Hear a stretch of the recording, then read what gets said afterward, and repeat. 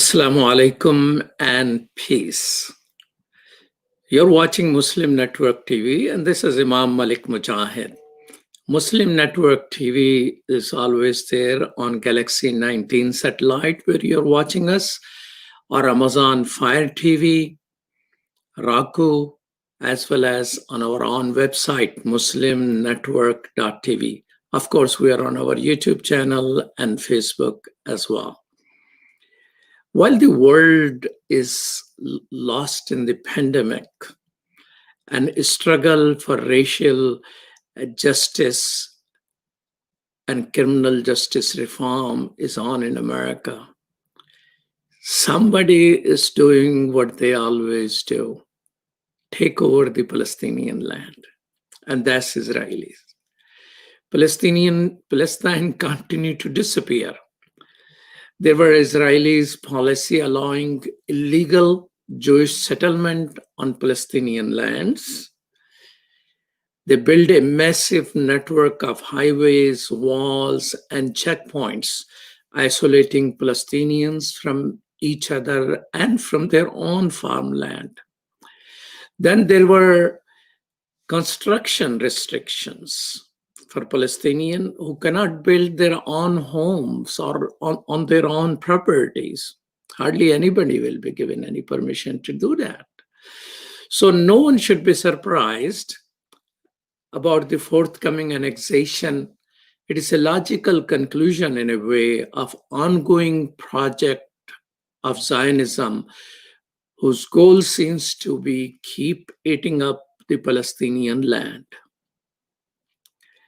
Israeli Prime Minister Benjamin Netanyahu says the move is stemming from the US President Trump's peace plan, will write, and I quote, "glorious chapter in the history of Zionism," unquote. Who are the proud Zionists in America who could stand up and say this is not a glorious chapter? Taking over the land of your neighbors. Nowhere in Torah, nowhere in New Testament, anywhere, go deep in your heart. Think of those Nazis who took away everything what Jewish people had. And find the call in your heart to stand up and oppose Israel grabbing the land of its neighbor. You don't hear much about it in American media, but there are people. There are some very good Jewish friends. There are many Christians who are speaking up. You may not hear them, but here's the opportunity. One of those people who speak up is Professor Reverend Donald Wagner.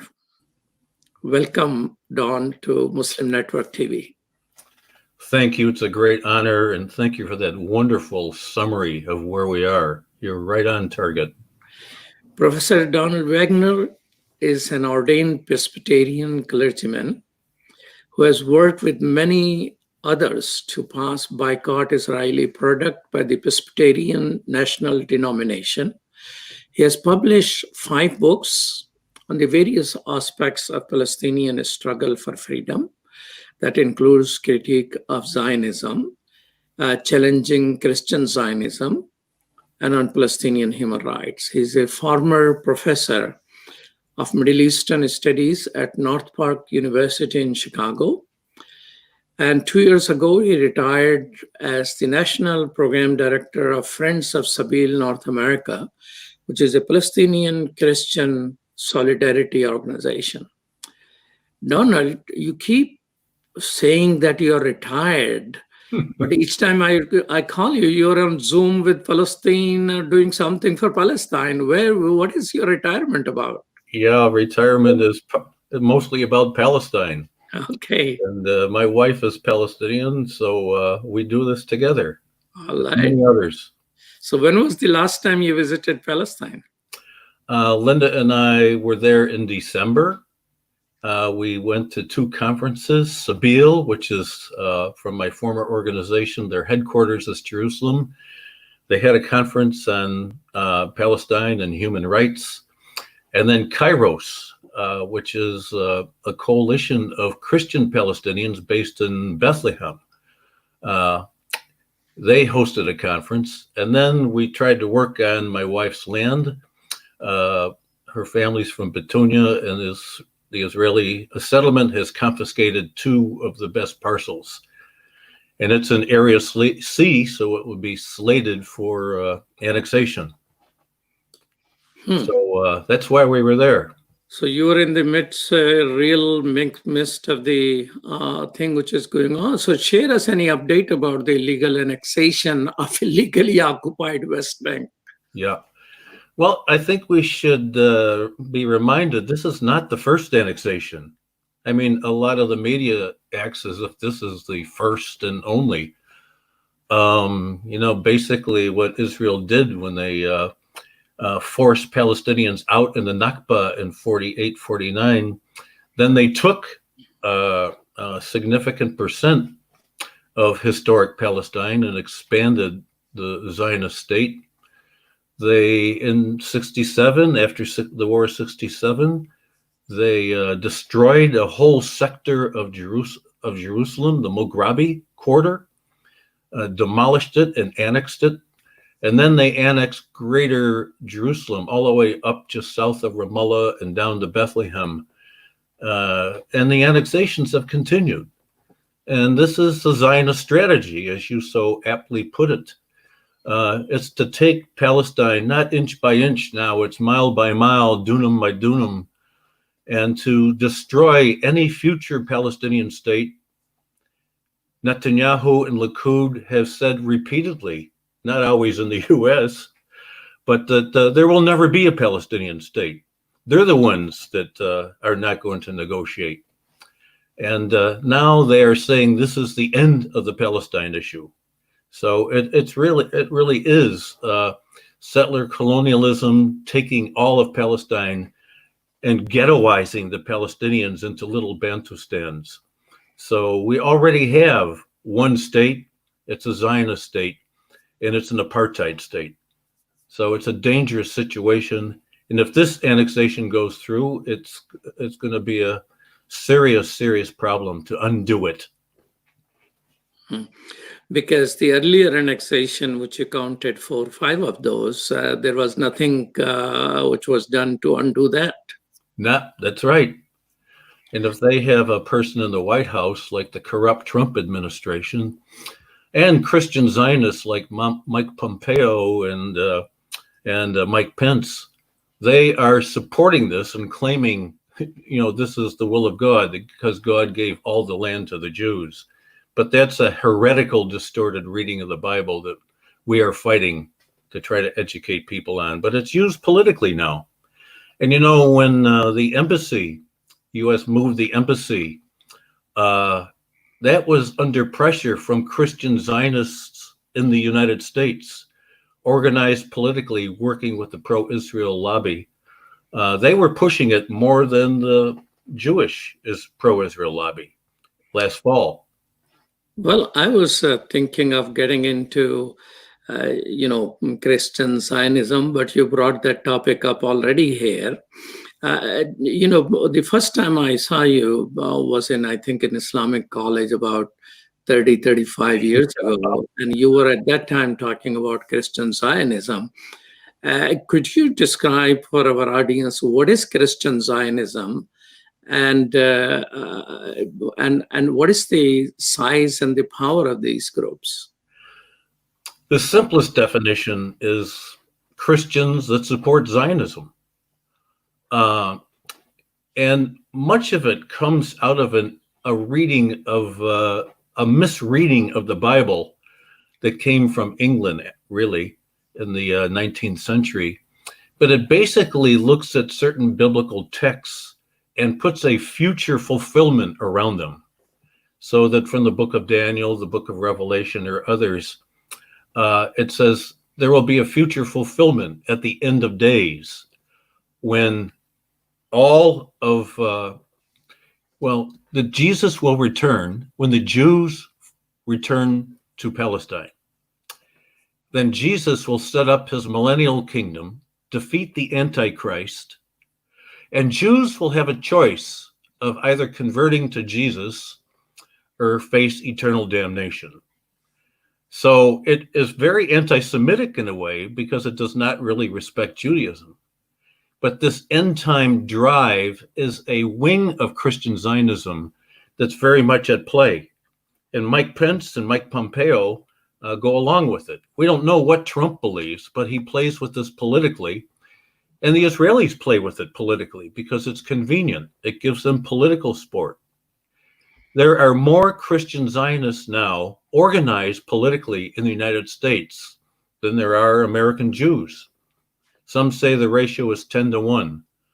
Wow. And So 10 Christian Zionists and one Jewish Zionist? yeah. And they're organized under a group called Christians United for Israel. And if listeners want to tune in, they're having their convention virtually in Washington, D.C., centered in Washington this weekend. And you'll have Mike Pompeo and Mike Pence speaking with the Reverend John Hagee, providing biblical justification for this movement. Then they'll be lobbying Congress on Monday, descending on Congress, pushing them to support the annexation. So our group, Friends of Sabeel North America, is countering this.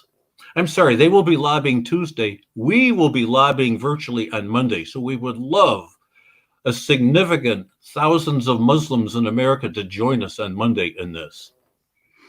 Just Google Friends of Sabeel North America. Well, how does the virtual lobbying work? Well, we're doing it in a couple of ways.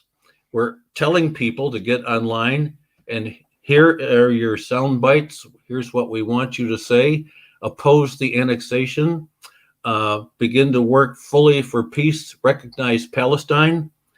And we're asking people to make little video statements and then send that video to your senators and your representative. With that kind of a statement, we're hearing that they pay more attention to that these days. So anyway, that's what we're doing on Monday. So you can just Google Friends of Sabeel North America and you'll find all of this online. So Christian Zionists are gathering virtually and lobbying on Monday. And no, I'm sorry, they're lobbying Tuesday. Okay. Our anti-Christian Zionism movement is lobbying on Monday. Okay. To preempt them. All right. So, and do you know what is the website of it? Yeah, just www.fosna.org, and I'll send it to you. Oh, okay. Yeah. All right. So that was supposed to be my question also. That if annexation, this latest chapter of annexation, which probably is more significant than the last few steps after. Don't you think after Nakba, this may be the most significant annexation? Yeah, absolutely. I mean, this is going to take the Jordan Valley, which is the breadbasket of the Palestinians. They rely on this, for their food tremendously. And Israel's had their eye on it. It's going to take a lot of the land. Well, Area C surrounds the settlements, but most of the water resources are in Area C. So they're going to annex that. So water will be less available, and it'll basically just surround the little Palestinian towns, but also the major cities with a controlled area, a military controlled area. So this is settler colonialism on steroids, and this will be very, very problematic. So is it already sure that it is going to be Jordan Valley? I mean, have they made any announcement? They haven't made it clear, but it probably will. And some of our Palestinian analysts are saying Netanyahu sees the opposition. The European Union is screaming. A significant group of rabbis, Jewish professors have sent petitions. There's some opposition from even the Democrats in Congress, but none of them have teeth in it. Even the European Union making strong opposition, but not going to sanctions. Until there's sanctions on Israel where they pay an economic cost, it's not going to do anything. So they're saying with this opposition, Netanyahu may do it in stages and slow it down a bit. But the Jordan Valley, he's often talked about, is high priority. And then go to the Area C that borders Israel and take the water resources totally under Israeli control. They already are in some ways. And that should be said, that you already have de facto annexation. What Israel has been doing. Yeah, let's talk about it after we take this short break, because occupation is already there. The government is paralyzed. Yeah, so we have de facto annexation. This will just make it more legal. Yes. You're watching Muslim Network TV. This is Imam Malik Mujahid, and I'm talking with Reverend Don Wagner, and we'll be right back after these messages.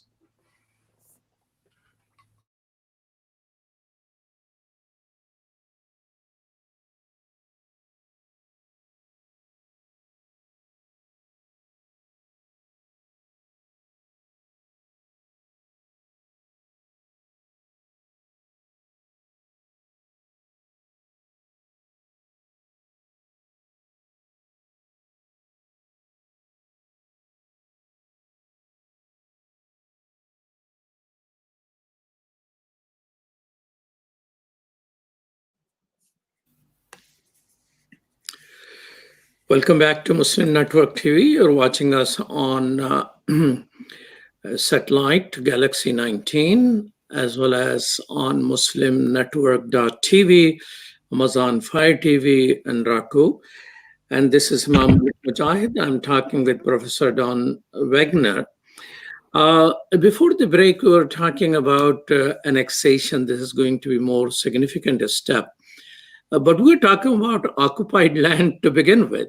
Exactly. What authority Palestinians have there? Really, the most of the West Bank is gone, except for some of the population centers and the Jordan Valley. So we call it de facto annexation has happened, and it's been a slow process. And during the Oslo Accord, with U.S. help, Israel continued to eat up the land. You've heard the analogy that the Israelis and the Palestinians sit down to a beautiful pizza, and then they tie the hands of the Palestinian negotiator behind his back while the Israelis eat the pizza. And now we only have a small fraction, maybe 20% left, and they've got it so that Ramallah will be surrounded by settlements. Nablus, Bethlehem already is. They'll be walled in. So the Palestinians will be isolated in these what they call Bantustans, the little independent areas. And Israel will control all the borders, the majority of the land. They control the air, the land, and all the resources. So that's the future of the Palestinians in these Bantustans. An enslavement in a way, with total Zionist control over the land and everything. So at this moment, the Palestinian authority, which is called, PA. What authority this authority has?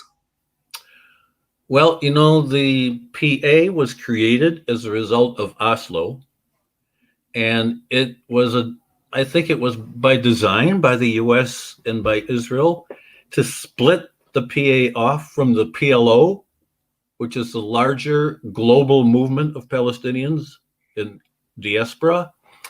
So the PA has had to do the security work in order to get money through the Oslo Accords. And it basically has been a tool of Israel.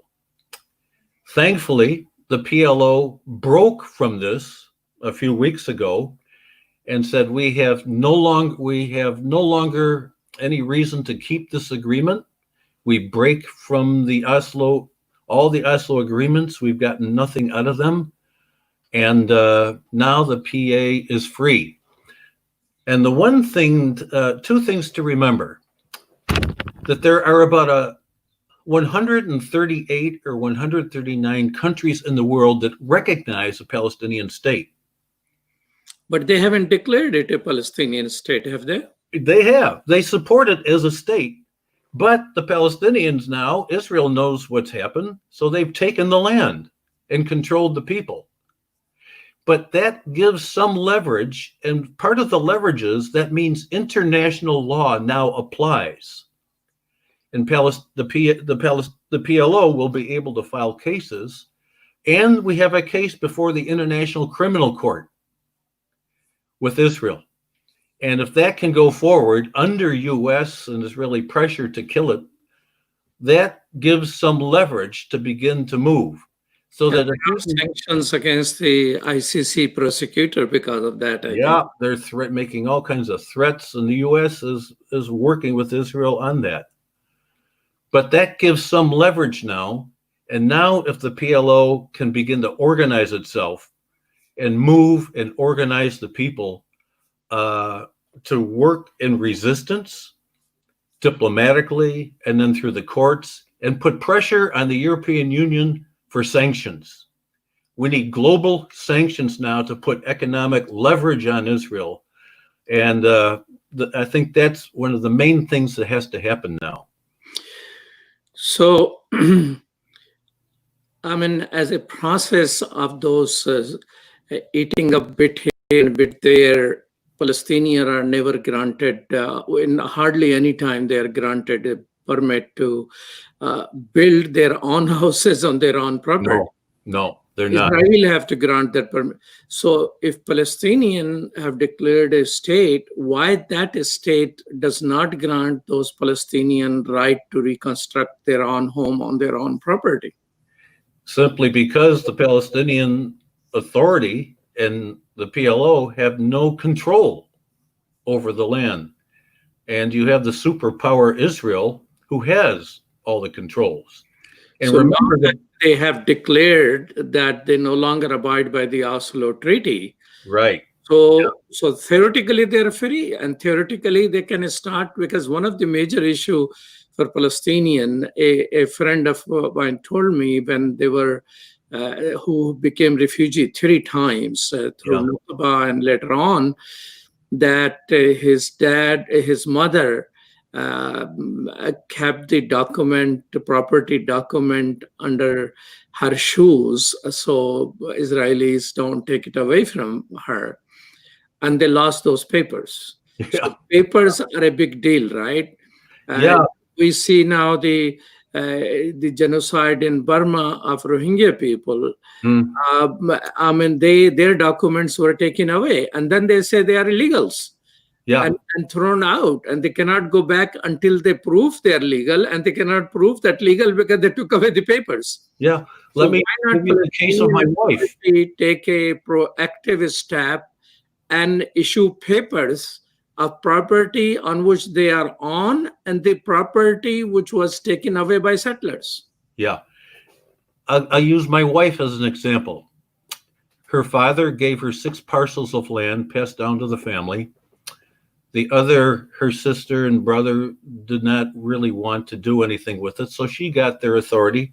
So she's the primary owner of the property.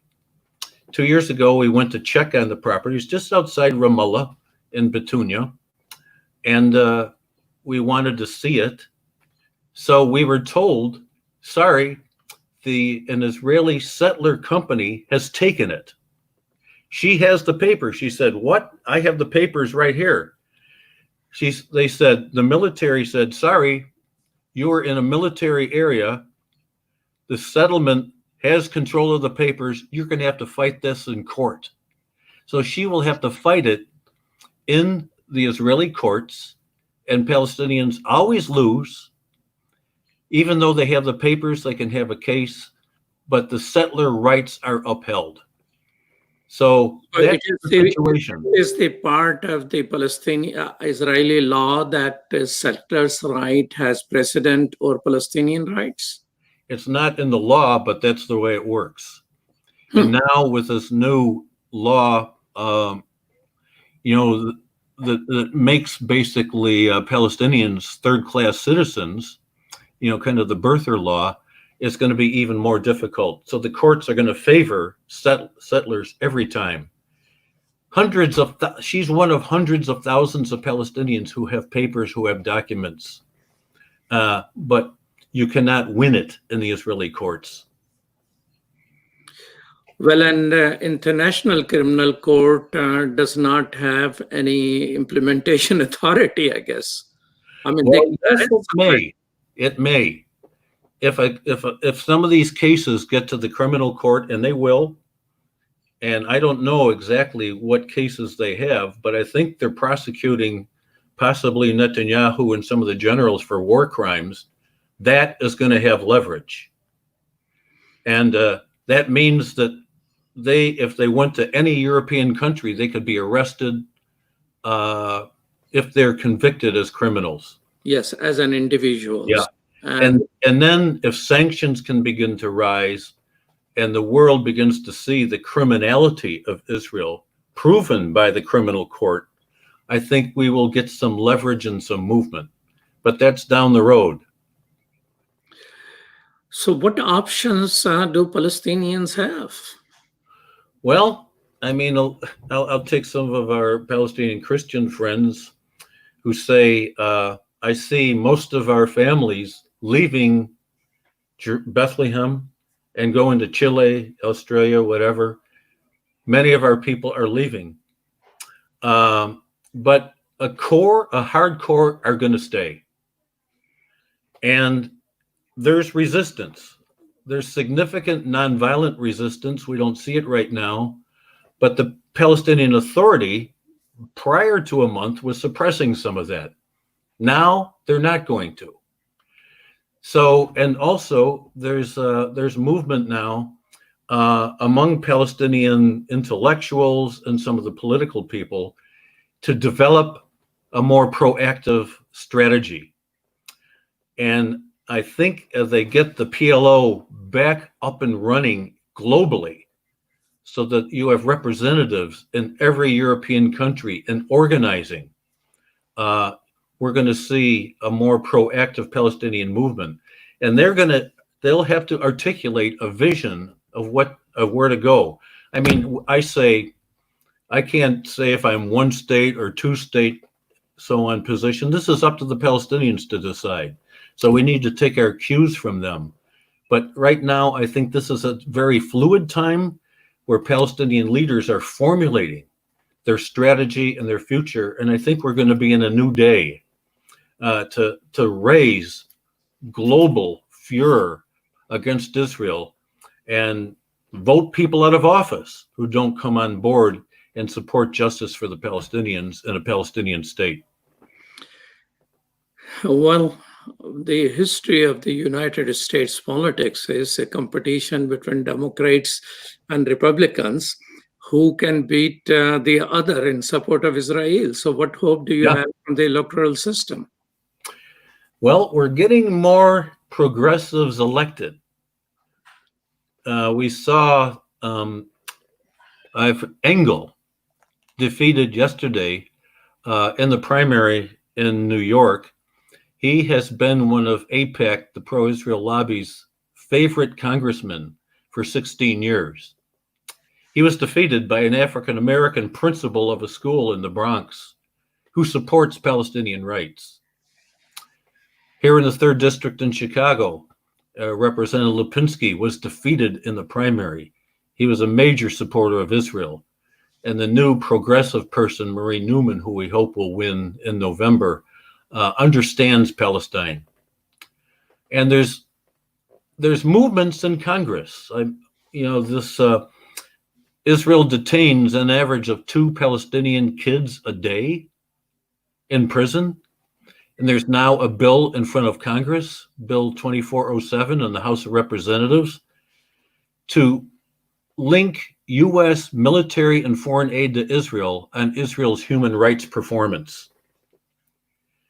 Thus far, there haven't been that many who have signed on. I think maybe 30. But if more progressives, and they will be elected in November, and this will be a way to put leverage on Israel, even in the United States, in the Congress.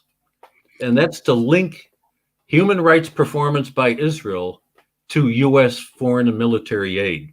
And it's actually on the bills of Congress. The Leahy Law of 1976 is that you cannot violate human rights and receive U.S. foreign and military aid. But the lobby has, prevented that being used. Now, I think we are going to begin to see that come into play. Well, I always like to hear and talk to hopeful people. That give me hope when I meet some hopeful people. You're watching Muslim Network TV. This is Imam Malik Mujahid on Mujahid Talks. And with me is Professor Don Wagner, who I have, as long as I have known him, he's talking Palestine or Christian Zionist, and we will talk about Christian non-Zionist when we come back after this. You're watching Muslim Network TV on Galaxy 19 satellite, Amazon Fire TV, Roku, as well as muslimnetwork.tv. We'll be right back after these messages.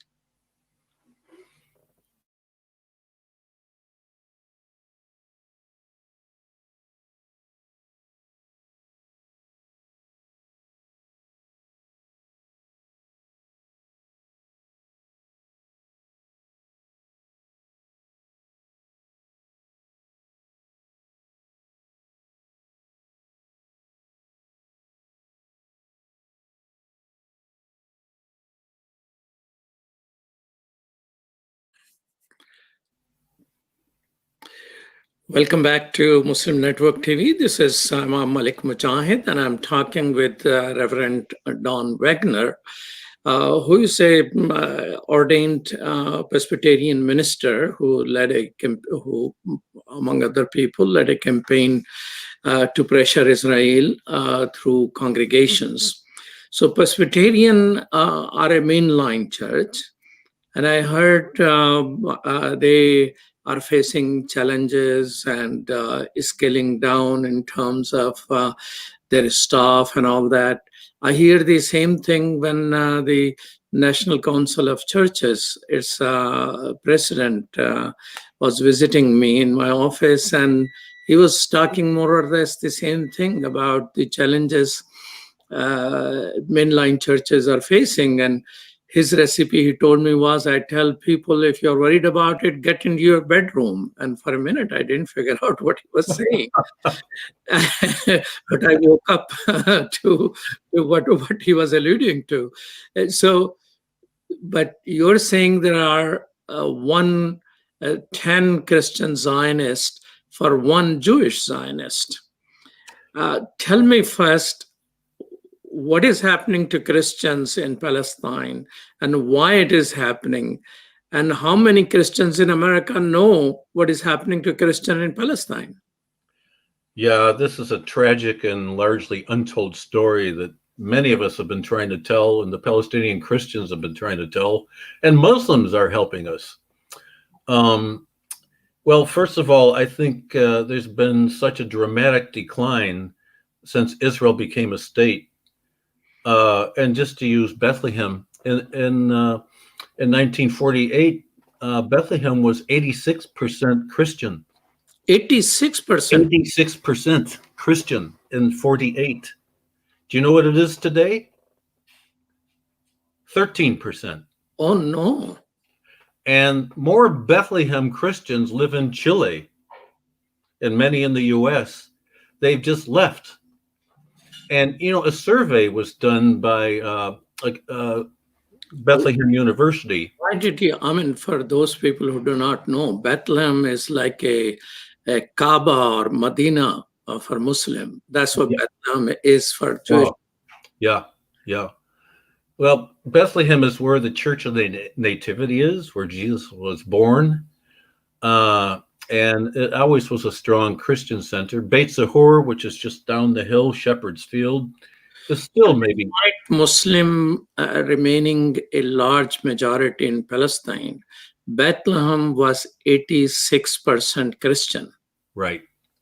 And what has happened, you can stand on the hill in Beit Jala and look out, and you will look over many villages that were destroyed and now have become settlements. And most of those villages were Muslim. Those people had to flee, and they came into Bethlehem because that's where the jobs were. And the Christian, and it's not because there was tension between the Christians and the Muslims, but that's just simply where people fled. And it's still happening. There's a Muslim village just up the hill from Bethlehem, Awalija. They have been displaced 3 times by the Zionists, and they just lost their village again. So those people will probably move into Bethlehem Center. Yeah, that's the large city, probably. It's the largest city, so it's drawn people with jobs and everything. And it's not because there's tensions with the Muslims. A survey was done by a Palestinian university. It wasn't Bethlehem University. It was, I'll tell you, Dar al-Kalima. And the survey had allowed people to take 5 options on why Christians have left. And they surveyed about 1,500 people, half Muslim and half Christian. And all the reasons, 4 of the 5 reasons, had to do with the occupation, the loss of land, loss of job, loss of a future. Tension with Muslims was way down there. About 2% listed that, and maybe they had some personal conflict with the family. And now you have the Trump administration saying this is a religious conflict between Christians and Muslims. It's a political problem that has to be solved politically. So most of the mainline churches are saying this is a political problem and we are working politically to resolve it. But Trump and the Christian Zionists are saying it's a religious problem with the Muslims. So we have to overcome that. And so we have probably there's 10 denominations like Lutherans, Episcopalians, Presbyterians, United Church of Christ, who are on board with a progressive approach to Palestine as with a political solution, and support legislation in Congress to try Israel for violations of human rights and cutting aid. Most of these denominations support BDS, and we get attacked for that. But we're standing firm. And these are the people that we want to work with Muslims on, and progressive Jews like Jewish Voice for Peace and Rabbis for Human Rights. So I think we will see, hopefully, a new movement developing that'll be much more aggressive to offset the power of the Christian Zionists.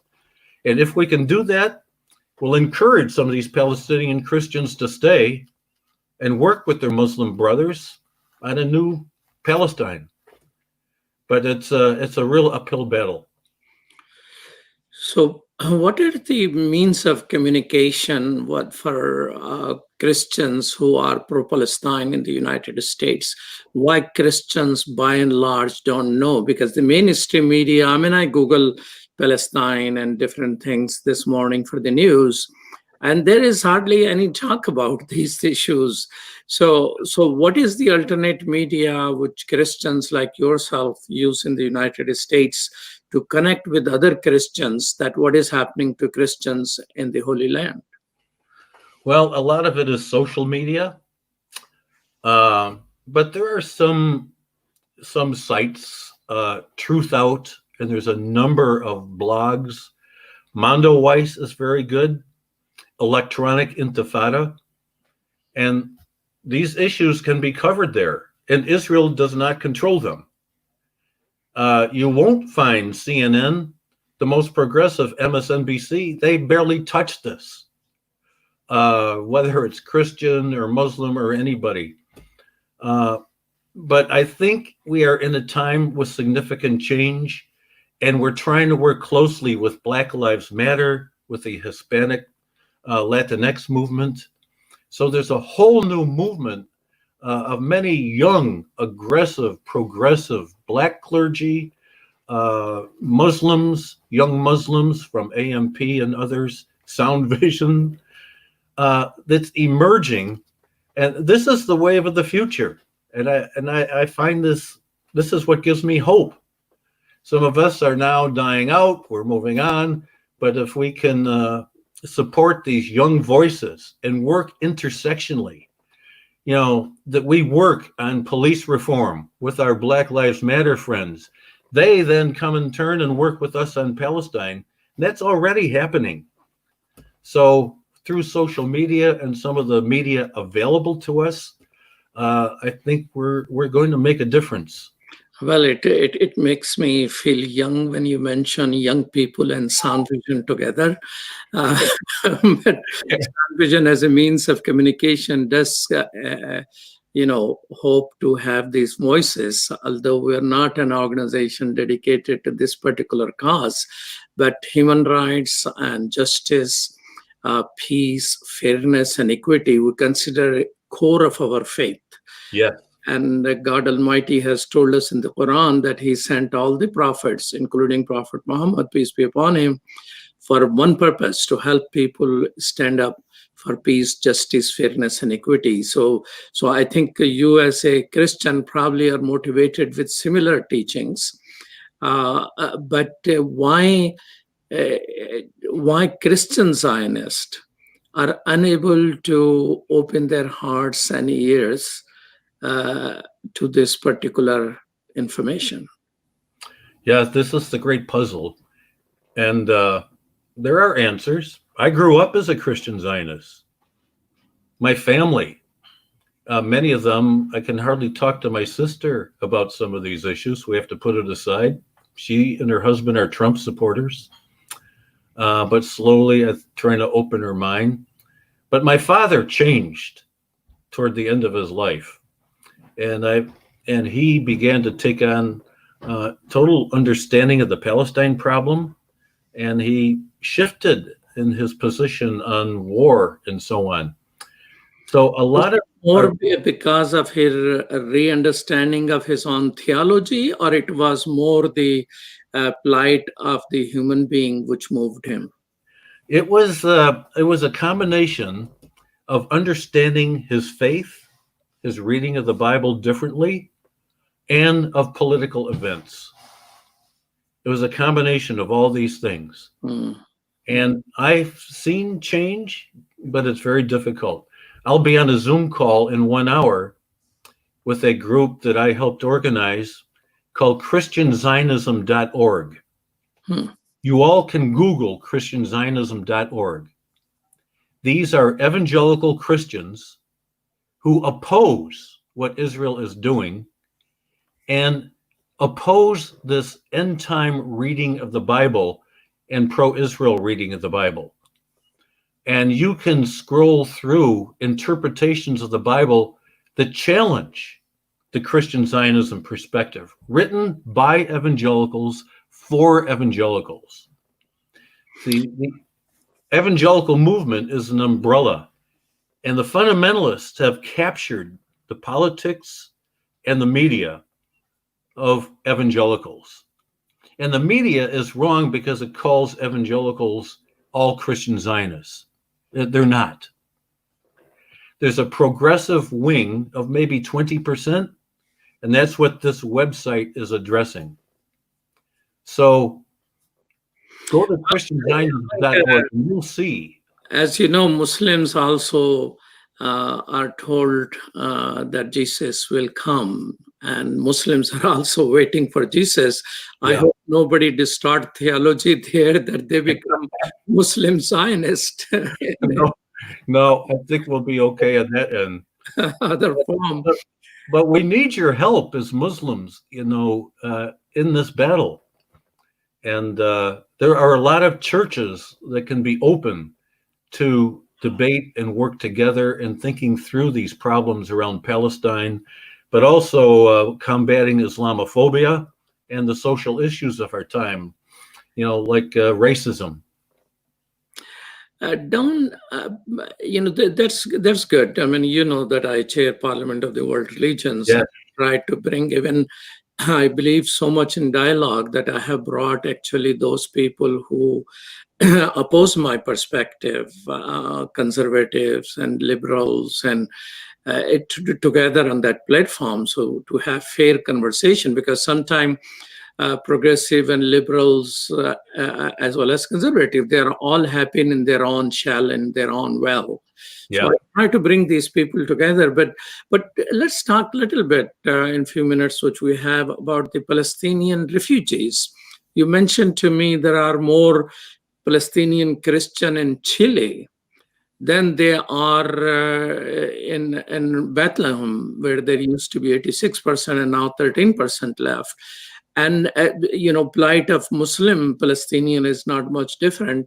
What is happening to Palestinian refugees? I mean, they still probably constitute the largest refugee bloc in the world.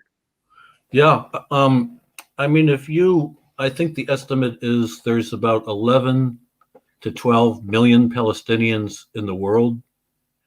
60% are in diaspora.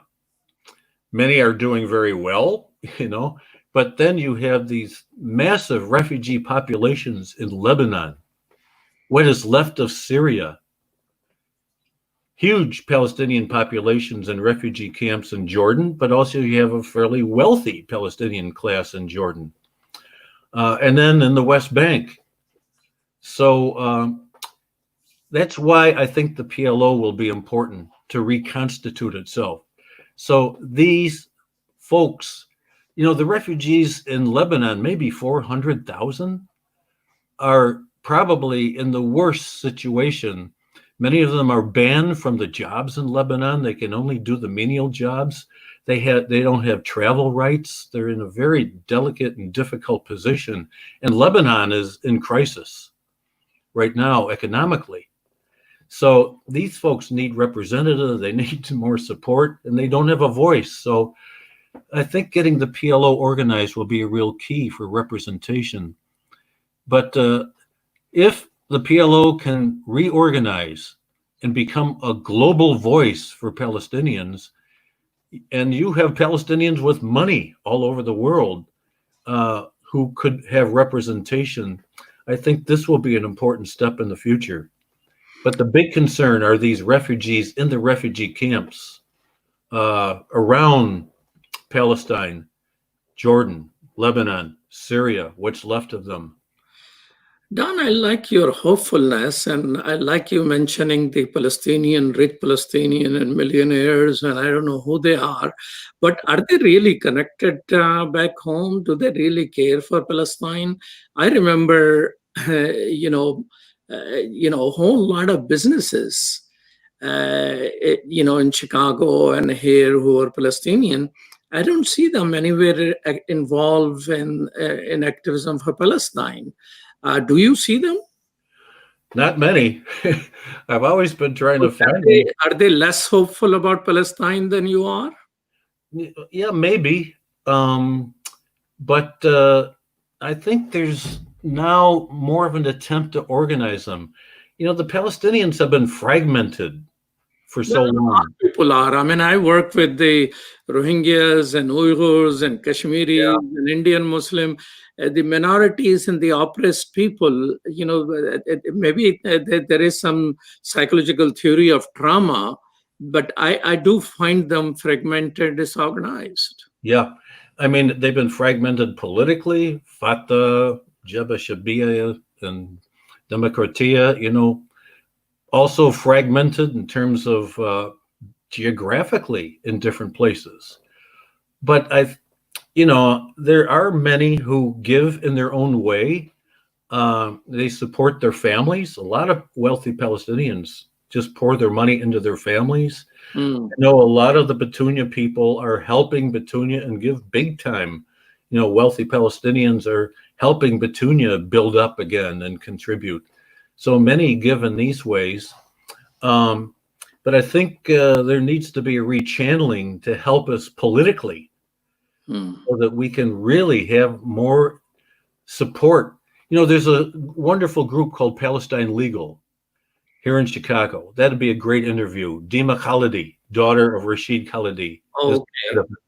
They are defending all these students who are taking a stand for BDS, then getting threatened or whatever. They need money and support. I try to give to them, but I'm poor. But organizations like that could really be maximized, increase their staff. And there's many, that's just one example. American Friends Service Committee, you know, if we can get more funding for some of these local committees to lobby and put pressure on, we haven't been able to do that. So I hope that will come as people see that, you know, we can have some movement on Palestine in the next few years. Well, thank you, Don Wagner. You are a movement in yourself. You continue to, you know, I don't know whether you're working harder before retirement or after retirement, but you keep working on it. Yeah. And being hopeful is one way to get other people excited and hopeful. Now, give me in 1 minute what Americans must do for Palestine and why it is important for you. Well, I think Palestine is a microcosm for all of us, Christians, Muslims, Jews. And it's a microcosm of settler colonialism, championing and defeating justice for indigenous people. So African Americans, Native Americans can see through Palestine a movement. So if we can stand up and defeat Zionism, which is a racist ideology, and defeat racism here, and Zionism is a racist ideology at its core, I think a victory there will give encouragement across the board. But the key thing is we can all work together on this. We need each other. Palestinians alone can't do it. A handful of Christians can't do it. And the disappearing Christians of Palestine need the Muslims to work together. So if we can work intersectionally, we call it, to liberate Palestine, have a Palestinian state, defeat Zionism, and that will free Jews from what Zionism has done to Judaism. Well, thank you, Don Wagner. Thank you so much. You're watching Muslim Network TV. This is Imam Malik Mujahid, and we're always on Galaxy 19 satellite, Muslim Network.tv, Raku, Amazon Fire TV, and many, many other places. And we look forward to you telling your friends that finally there is a Muslim American television and it is all over the world. Unless you tell them, they will not find out about it. And we have 8-hour programming repeated 3 times right here on this channel. Thank you. Salam. Peace.